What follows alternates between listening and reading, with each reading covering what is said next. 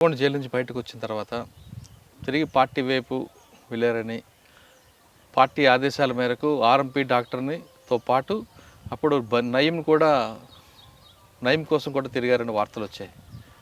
అట్లేం లేదు, మరి పార్టీ నాకు అట్లాంటిది ఏం చెప్పలేదు. కాకపోతే నేను అక్కడ ఆర్గనైజ్ చేయాలనే వెళ్ళాను, నాకు అక్కడ సహకరించలేదు. తిరుమలగిరి సైడ్ ఆర్గనైజేషన్ కోసమే వెళ్ళా. పార్టీ నయీం కోసం తిరిగారా? నయీం కోసం ఏం తిరగలేదు, కాకపోతే కొన్ని రహస్యంగా కొన్ని ఆయుధాల కోసం అయితే తిరిగాము. నాతో పాటు నేను సింగిల్గానే ఉండేది, ఇంకా వేరే వాళ్ళు. ఆర్ఎంపీ డాక్టర్ కోసం ఆర్ఎంపీ పార్టీని మొత్తం నాశనం చేశాడు కదా ఆయన. మరి ఆయన మీద ప్రతీకార చర్య కోసం తిరిగారా?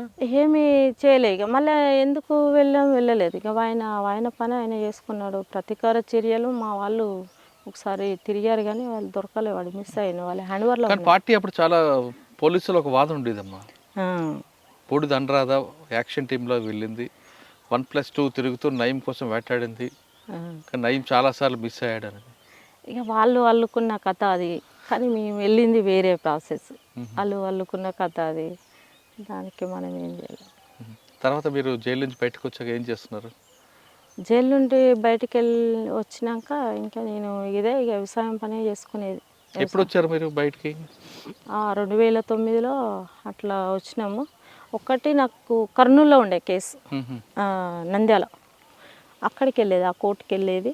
మార్నింగ్ పోయి అక్కడ కోర్టుకు అటెండ్ అయ్యి, నంద్యాల కర్నూలు కోర్టులో అక్కడ ఒక లాయర్ ఉండే, ఆయన చెప్పేది. మార్నింగ్ వెళ్ళేది, ఆ కోర్టు చూసుకునేది, ఆ లాయర్ ఇంట్లోనే ఇంత తిని ఆయన సాయంత్రం బస్సు ఎక్కించేది, వెళ్ళొచ్చేది. అంటే 2009లో పూర్తిగా బయటకు వచ్చారు. కానీ మళ్ళీ ఛత్తీస్గఢ్ ఏవోపి వెళ్ళాలనిపించలేదా? అనిపించింది కానీ ఒక ద్రోహి ఇచ్చిండు మళ్ళీ మాకు. ఒక ద్రోహి ఉన్నాడు కదా, శ్రీనివాస్. మాకు ఏంటంటే పార్టీ వాళ్ళు లెటర్ రాసిర్రు, రండి అని చెప్పి పిలిపించారు అక్కడికి. మా వాళ్ళు ఉండే ఇంకా కొంతమంది ఉన్నారులే. అక్కడికి వెళ్ళినాక అక్కడ ఏమైందంటే వస్తున్నాడు, ఆర్కే వస్తున్నాడు అని చెప్పి ఉంచారు ఒక వారం 10 రోజులు. అక్కడ ఎన్కౌంటర్స్ జరిగినాయి, కోరాపుట్ ఏరియాలో. అక్కడ ఎన్కౌంటర్స్ జరిగినాయి. అక్కడ జరిగినాక ఏం చేసిరంటే, ఇక్కడ తెలంగాణ పోరాటం జరుగుతుంది. అలాంటప్పుడు ఏంటంటే మేము ఆశగా మేము మొత్తం అక్కడే ఉండాలనే ఆశతోని మేము అక్కడే వెళ్ళాము. అక్కడ ఉన్న పరిస్థితి ఏంటంటే, ఒకరి స్వార్థం కోసం మమ్మల్ని రిటర్న్ పంపారు. ఎవరు స్వారీ? ఇక వాళ్ళు ఉంటారు కదన్న కొంతమంది, పార్టీ వాళ్ళే. తర్వాతకి మేము వెళ్ళి వచ్చినాక ఒక 2 నెలలకు అరెస్ట్ అయ్యి జైల్లో ఉన్నట్టుగా, లేకపోతే పోలీసు వాళ్ళు పట్టేసిరు, ఎన్కౌంటర్ నుండి తప్పించుకున్నా అని అట్లా టీవీ న్యూసెస్ అట్లా వచ్చింది. కానీ వాళ్ళ స్వార్థం కోసం మమ్మల్ని కాంటాక్ట్ ఒకటి చేసేసారు అదే టైంలో, అదన్నట్టు. ఇక తర్వాతకి ఇక మన సిచ్యువేషను, మనం జరుగుతున్న బయట నడుస్తున్న పరిస్థితులు, ఇక వయసు మీద పడితే ఇంకా చాలా ప్రాబ్లమ్స్ ఎదురవుతాయి అని చెప్పి సపరేట్గా మ్యారేజ్ చేసుకున్నాడు, బెటర్ అని సపరేట్గా మ్యారేజ్ చేసుకున్నాడు. ఆ వ్యక్తికి చెప్పారా ఇదంతా? మీరు నక్సలైట్ అని చెప్పాను. భయపడలేదా? ఏం భయపడలేదు. వాళ్ళ అమ్మతోని ఇట్లా మాట్లాడి, ఆయన కూడా భావజాలం ఉందా లేదంటే? ఆయన కూడా ఏంటంటే టీఆర్ఎస్ పార్టీలో అక్కడ తిరుగుతాడు ఆయన. దానివల్ల ఆయన ఎందుకు అనే అట్లాంటిది ఏమీ స్పందించలేదు. నాకు వద్దు అట్లాంటిది అయితే ఏం కాదు, సరే మాకు అట్లనే కావాలని చెప్పి వాళ్ళ అమ్మ వాళ్ళంతా ఆ విధంగా మాట్లాడు. అందుకైతేనే ఓకే, లేకపోతే రేపు సమస్యలు వస్తాయని ఫస్టే చెప్పామన్నట్టు. కేసులోనే చెప్పారు? కేసులు ఉన్నాయి, నేను జైలుకి వెళ్ళాను, మా నాన్న వల్ల నేను ఇట్లా వెళ్ళాను, ఇట్లా చేసినాము. ఏమన్నారు ఆయన? ఏమనలే, సరే మంచిదే కదా అట్లా ఉంటే అన్నారు, అంతే. అత్తమ్మ ఎలా చూసుకుంటారు మరి? మా అత్తమ్మ ఒక 2-3 ఏళ్ళు మంచిగానే ఉన్నారు. మా అత్త మా మామ చాలా మంచిగా చూసుకుని నాకు గౌరవించేది బాగా. మా కోడలు ఇట్లా అట్లా అని చెప్పుకునే వాళ్ళు అన్నట్టు, దావతులలో ఇట్లా ఊర్లో మా కోడలు చాలా ఉన్నతమైనది. ఇప్పుడు ఇక నేను దేవుడు ఇట్లాంటివి మూఢనమ్మకాలని చెప్పి నేను ఏమి పూజలు అట్లాంటివి నేను ఏం చేయను. ఇప్పుడు మా మరిది పెళ్ళి అయింది, ఆమె పూజలు అవి చేస్తుంది. ఇక ఆమె మంచిది అనుకుంటారు అన్నట్టు. ఇప్పుడు అయితే వాళ్ళకు ఒకటి అయితే ఉంటుంది, మా కోడలు చాలా తెలివి కలయింది అనే విషయం అయితే వాళ్ళ దృష్టిలో ఉంటుంది. కానీ ఇక పూజలు ఇట్లాంటివి నేను చేయను కాబట్టి కొంచెం అట్లా ఆ మనసులో ఉంటుంది ఇక వాళ్ళకి. ఇప్పుడు ఇప్పుడు మా ఆయన కొంచెం పని చేయకపోవడం, కొంచెం గొడవలు జరిగి కొంచెం అట్లా సపరేట్గానే ఉంటా నేను. మామూలుగా ఇక పిల్లలను స్కూల్కి తోలితే మా మామయ్య రైల్వే ఉద్యోగి. మీ ఆయన గారు? మా ఆయన టీఆర్ఎస్ పార్టీలోనే తిరిగిండు. ఆ టీఆర్ఎస్ పార్టీ ఈయనకు ద్రోహం చేసిరు. దానివల్ల ఆయన ఏం పని చేయకుండా ఆ పార్టీ ఈడ మీటింగ్ ఉంది, ఆడ మీటింగ్ ఉందని వెళ్ళారు. ఇంట్లో గడవకపోయేది. ఇక దానివల్లనే గొడవలు అయ్యేది. ఇప్పుడు మా మామకు షుగర్ వచ్చి ఆయన మరి ఇప్పుడు ఎలాగమ్మా కుటుంబం? వెళ్తున్నాడు. ఇప్పుడు మా మామ డ్యూటీకి వెళ్తున్నాడు. రిటైర్మెంట్ ఉంది ఇప్పుడు. మామ డ్యూటీకి వెళ్ళి మరి ఇల్లు గడవాలి కదా. ఒక 15,000 ఇస్తాడు మా మామ. ఆయనకు 80 దాకా వస్తాయి. ఒక 15,000 ఇస్తాడు. దానికి ఇక పూట గడుస్తుంది ఇప్పుడు ఎట్లా కొంత. పిల్లలు ఏం చదువుతున్నారు? పిల్లలు పెద్ద ఆమె LKG, బాబు చిన్నోడు నర్సరీ. కానీ ఇక ఈ సమస్యలు చూస్తున్నప్పుడు అనిపిస్తుంటుందా అదే బాగుంటుందని? అది ఎప్పటికైనా నేను అదైతే మర్చిపోలేను. ఎందుకంటే ఈ జీవితాల కంటే అది గొప్పది కదా. ఇప్పుడు అక్కడే ఎలాంటి సమస్యలు ఉండవు, ఎలాంటి ఇబ్బందులు ఉండవు. కాకపోతే కొంచెం ఎండాకాలం వచ్చినప్పుడు ఎన్కౌంటర్ జరిగినప్పుడు ఒక రోజు 2 రోజులు సమస్య ఉంటుంది కదా, తిండి తిప్పలకు కొంచెం అట్లాంటిదే. కానీ ఇంకా వేరే ప్రాబ్లమ్స్ అయితే ఏది ఉండదు. ఇది సంపాదించాలి, అయ్యో పూటకు లేదు ఎట్లా అని టెన్షన్ పడేది అయితే అట్లాంటిది ఏం లేదు. కాదు, మీరు నక్సలైట్ అని తెలిసి కూడా మీ ఆయన మిమ్మల్ని ఇబ్బంది పెడుతున్నారా? ఇబ్బంది అంటే నన్ను ఆయన పనికి పోకపోవడం సమస్య. అదన్నట్టు పరిస్థితి. పనికి పోతలేడు. ఏదో చిన్నగా నేను ఒక 11-11:30కి అట్లా పోయి వేరే మార్కెటింగ్ ఉంటుంది అన్నట్టు, దాంట్లో పోతే ఒక 250 ఏమి ఇస్తారు. దానికి మళ్ళీ నేను మధ్యాహ్నం వరకు 1 గంటల వరకు వచ్చి మళ్ళీ పిల్లలను తోలుకొచ్చుకుంటా. టైలరింగ్ వచ్చి ఇంత కొంత టైలరింగ్ చేస్తాను. సాధారణంగా బయటకు వచ్చిన అన్నలు నక్సల్స్ అయితే పార్టీకి అనుకూలంగా ఉంటారు కొంతమంది, లేదనుకుంటే సెటిల్మెంట్ చేసుకుని ఉంటుంటారు. సెటిల్మెంట్లు ఆ స్థల పంచాయతీ, ఈ పంచాయతీలు. మరి మేము అవన్నీ చేయకుండా ప్రశాంతంగా ఎందుకుంటున్నాం? మరి నాకు అట్లా ఇష్టం లేకుండా అన్న, మా ఊర్లో కూడా నన్ను అడ్డు పెట్టుకొని డబ్బులు వసూలు చేసుడు కొంచెం చాలామంది అట్లా ట్రై చేశారు. నేను అటువైపు వెళ్ళలే, నాకు ఇష్టం లేదు. నేను ఎంత ఒక పూట ఉపవాసం ఉన్నా పర్వాలేదు, కానీ నేను అట్లాంటి పని చేయనని చెప్పి నేను వెళ్తలేనన్నా. నేను అప్పటి నుండి అంతే. నేను కూలి పనికి కూడా పోయినా, నా పెళ్ళి కాకముందు అయినా సరే నేను కూలి పనికి కూడా పోయినా. అనేవాళ్ళు ఈమె కూలి పనికి పోతుంది, ఈమె ఏంది, ఈమె గింతే, అట్లాంటి ఫీలింగ్ వచ్చేది. కానీ ఎవరో ఏమనుకుంటే ఏంది, మనమైతే తప్పు చేస్తలేం కదా. సాధారణ మనుషులు మనం కూడా ఒకప్పుడు. కాకపోతే మనం అక్కడ పోయి వచ్చినాం, కొంచెం రాజకీయాలు తెలుసు, మనం ఒకరి ద్రోహం అయితే చేస్తలేము కదా. సాధారణంగా పార్టీలు ఉన్నప్పుడు ఒక క్రమశిక్షణ, ఒక నీతి, నిజాయితీ, ఇవన్నీ పార్టీని నేర్చుకొస్తారు. అది ఎక్కడికి పోదు. అది బయటకు వచ్చిన తర్వాత ఇప్పుడు ఉన్న ప్రపంచంలో కుట్రలు, ఈ కుతంత్రాలు చూసినప్పుడు ఏమనిపిస్తుంటుంది మీకు? ఇక వాళ్ళ స్వార్థం కోసం వాళ్ళు చేసుకుంటున్నారు అనుకుంటా నేనైతే. వాళ్ళ స్వార్థాలు వాళ్ళ స్వార్థం కోసం చేసుకుంటున్నారు అనుకుంటున్నారు. కానీ మీకు కూడా ఒక స్వార్థం రావాలి. ఎందుకంటే మీకు 2 పిల్లలు ఉన్నారు, అవునా? 2 పిల్లల కోసమైనా మీరు ఇప్పుడు సంపాదించాలి. వాళ్ళ కోసం, వాళ్ళ బాగోగుల కోసం చూసే బాధ్యత మీది.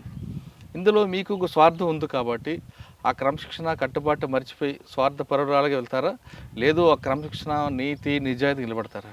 నేనైతే ఇప్పటివరకు అయితే నిజాయితీగానే ఉన్నాను. నా పిల్లలకు కానీ ఎవరికేమి నేను అట్లా సంపాదించుకోవాలంటే ఈరోజు కోట్లకు ఉండేదాన్ని. కానీ నాకు అట్లాంటి ఉద్దేశం లేదు. ఈరోజు 200 కూలి పని చేస్తున్నా అంటే ఒకసారి మీరు ఆలోచించండి. అట్లా పోయొచ్చి కూడా ఓ రోజు కూలి పని చేసుకొని బతకవలసిన పరిస్థితి. సాధారణ మనిషిగా నేను వెళ్ళి కూలి పని చేసుకోవాలి. బూడిద అనరాదా, రాజకీయాలకు వెళ్తుంటారంటారు. నేనైతే పొలిటికల్గా బాగానే అక్కడ ఇక్కడ వెళ్తుంటాను. కొంచెం నన్ను పిలుస్తుంటారు, వెళ్తుంటాను, మాట్లాడుతుంటాను. ఏదైనా సమస్య ఉంటే కూడా నాకు చెప్తుంటారు. సాధారణంగా ఈ పెళ్ళి సంబంధాలు చూడమని కూడా చాలామంది ఫోన్ చేస్తుంటుంటారు. అట్లా కూడా చెప్తాను. నాకు మర్యాద అనేది అయితే ఉంటుంది. అక్కడ కూడా కొంచెం ఏదైనా న్యాయంగా వెళ్తారు, అన్యాయంగా పోరు. ఎవరి సొమ్ము తినాలనో, ఎవరికి అన్యాయం చేయాలని అయితే నాకు అట్లాంటి ఉద్దేశం ఉండదు. ఎవరైనా చేస్తుంటే కూడా నాకు నచ్చదు. కొందరు ఏం చేస్తుంటారంటే, నేను పెద్ద కదా, ఆమెను వాడుకోవచ్చు, ఆమె ఎంతైనా చేస్తుంది అని చెప్పి వాడుకుంటుంటారు. నాకు అట్లాంటి ఇష్టం ఉండదు. నా పని నేను చేసుకోవాలి, నా పిల్లలకు కూడా నా పని నేనే చేసుకోవాలి అనే ఒక ఆలోచన ఉంటుంది. ఇంకోరికి ఏపియాలనే బానిసగా నేను అయితే మలుచుకోలేను, నాకు నచ్చదు. సార్, ఫైనల్గా చెప్పమ్మా, ఇప్పుడున్న మహిళలు అంటే యువతులు కానీ వీళ్ళందరూ కూడా తొందరగా ఎదగాలి, విలాసవంత జీవితానికి దానికి అలవాటు పడుతున్నారు. ఒక క్రమశిక్షణ కానీ, ఒక నీతి నిజాయితీకి చాలా తక్కువ మంది ఉన్నారు. మిగతా వాళ్ళందరూ కూడా ఒక అడ్డదారిలో సంపాదించాలి, అర్ధరాత్రి కోటీశ్వరు అయిపోవాలి, విలాసవంత జీవితం కావాలి అనుకునే వాళ్ళకి మీరు ఇచ్చే మెసేజ్ ఏంటి? ఇప్పుడున్న అంటే ఈ సమాజము ఆ విధంగా పోషిస్తుంది కాబట్టి యూత్ ఏంది పెద్దవాళ్ళు కూడా అటువైపు వెళ్తున్నారు. కానీ ఆ విధంగా ఉండేది ఎన్నాళ్ళు తాత్కాలికం వరకే. అది ఎంతవరకు ఉన్నా కానీ మనం కష్టపడి సంపాదించింది అయితేనేమో మనం ఇంత కష్టపడితే ఈ వస్తువు సంపాదించుకున్నాం, నిలబెట్టుకున్నాం అనే ఒక ఆలోచన ఉంటుంది. వృధాగా వచ్చింది అయితేనేమో గంతే కదా అని క్యాజువల్గా తీసేస్తారు దాన్ని ఈజీగా. దాంతోనేం పని, అవసరానికి వాడుకొని వదిలేస్తాం. కానీ ఈ నీతి నిజాయితీ అనేది అది ఒక గొప్పతనం. ఏంటంటే నీతి నిజాయితీగా ఉండడమే గొప్పతనం. నీకు పూటకు గతి లేకపోయినా పర్వాలేదు, ఒక నీతిగా ఉండడమే గొప్పతనం. ఇంకొక మా ప్రశ్న చెప్పండి. ఇప్పుడు మీరు లోపలికి వెళ్ళారు, 2 సార్లు అరెస్ట్ అయ్యారు, బయటకు వచ్చారు, మీకు ఎన్నో ఆఫర్లు వచ్చినా ఎక్కడ తలగకుండా నిజాయితీగా నిలబడ్డారు. ఇంకా మీకు కష్టాలు ఉన్నాయి, మీరు కష్టాలు పడ్డారు. కష్టాలు పడినా ఆ కష్టంలో ఎక్కడ భయపడకుండా, మనోధైర్యం కోల్పోకుండా మీ కాళ్ళ మీద మీరు నిలబడ్డారు. కానీ కొంతమంది మహిళలు చిన్న చిన్న కష్టాలకే బాధలు పడడం, ఆత్మహత్యలు చేసుకుంటున్నారు. అటువంటి మహిళలకు మీరు ఇచ్చే మెసేజ్ ఏంటి? అట్లంటే మనం ఈ తొవ్వెమ్మడి వస్తున్నప్పుడు ఎన్నో సమస్యలు ఎదురవుతుంటాయి. ఓ ముళ్ళు దాకొచ్చు, ఒక తట్టు దాకి కింద పడవచ్చు, ఇంకా ఏదో రకంగా ఉండొచ్చు. అన్నిటినీ ఎదిరించినప్పుడే మనం ఒక మహిళగా నిలబడగలుగుతాము, ఒక నిజాయితీగా ఉండగలుగుతాం, ఒక ధైర్యంగా ఉండగలుగుతాం. కానీ వీడికే మన ఏమంటారు, మన జీవితం అయిపోయింది అనుకుంటే అది కాలేదు కదా. మనకున్నది కొంతవరకే జీవితం. కాబట్టి మనం పెద్దగా ఆలోచిస్తే పెద్దగా ఉంటాం. గింతే కదా మనం వీడికెళ్ళే ముగించుకోవాలనుకుంటే గంతే ఉంటుంది. కానీ ఏనాడైనా కానీ మహిళ కానీ ఒక పురుషుడు కానీ ఏదో బానిసత్వానికో ఏదో అలవాటు పడి అనవసరమైన విషయాలకు అట్లా ఆత్మహత్యలు చేసుకొని, అనవసరంగా ఏదో సూసైడ్ చేసుకొని, ఏదో రకంగా ఆగం చేసుకునే జీవితానికంటే ఎంత సమస్యలు వచ్చినా ఏదైనా కానీ మనుషులకే వస్తాయి సమస్యలు. ప్రతి మనిషికి ఉంటాయి సమస్యలు, కాకపోతే ఎక్కువ తక్కువ అంతే. కాబట్టి వాటిని ఎదిరించినప్పుడే ఒక మనిషిగా మనం ఒక నేమ్ సంపాదించుకోగలుగుతాం. ఇదే సమాచారాన్ని మీరు అడవులు ఉన్నప్పుడు గ్రామాల్లో చెప్పేవారా? చెప్పేది. ఎక్కడైనా కానీ మహిళలను కలిసినప్పుడు వాళ్ళకు ఉన్నటువంటి సమస్యలు, వాళ్ళ భర్తలు తాగి వచ్చి కొడుతున్నప్పుడు, లేదా పాలల్లో సమస్యలు, మేము చనిపోవాలని చెప్పి వాళ్ళకి టాక్ వస్తుంది. వాళ్ళు మాట్లాడుతుంటారు. నార్మల్గా ఇప్పుడు కూడా బాయ్స్ కూడా అక్క నేను బతకలేనక్క, మన ఒక అబ్బాయి ఫోన్ చేస్తాడు, అక్క నేను బతకలేనక్క, వాళ్ళ భార్య ఏదో గొడవ పెట్టుకొని వెళ్ళిపోయిందంట, అక్క నేను బతకలేనక్క, నేను చచ్చిపోతున్నాయి, ఇదే లాస్ట్ అని రాత్రి 12 గంటలకు కాల్ చేస్తాడు. అదే ఇక ఎంత చెప్పినా ఒక 2 గంటల దాకా చెప్పిన. మా హస్బెండ్ ఏమో నాతో లొల్లి పెట్టుకుంటాడు, గీ రాత్రి ఏంది వాడు ఏదున్నా కానీ పొద్దుగాల మాట్లాడాలి, సరే వాడికి ఉండొచ్చు సమస్యలు అని. అరే ఉంటారు కొందరు సమాజంలో కొంతమంది ఉంటారు, అందరినీ మనం ఒక తిరిగి మనలాగా అనుకోలేం కదా అని చెప్పి ఆ అబ్బాయికి మాట్లాడితే సరే అక్క సరే అని ఇప్పుడు ఉన్నాడు ఆ అబ్బాయి. అంటే కొందరు ఉంటారు, వాళ్ళు అంటే వాళ్ళ పుట్టిన విధానం, వాళ్ళు ఉండే విధానము, వాళ్ళు పెరిగిన విధానాన్ని బట్టి, వాళ్ళకు ఉన్నటువంటి సమస్యలు బట్టి కొందరు ఆ విధంగా వాటి వైపు పోతుంటారు.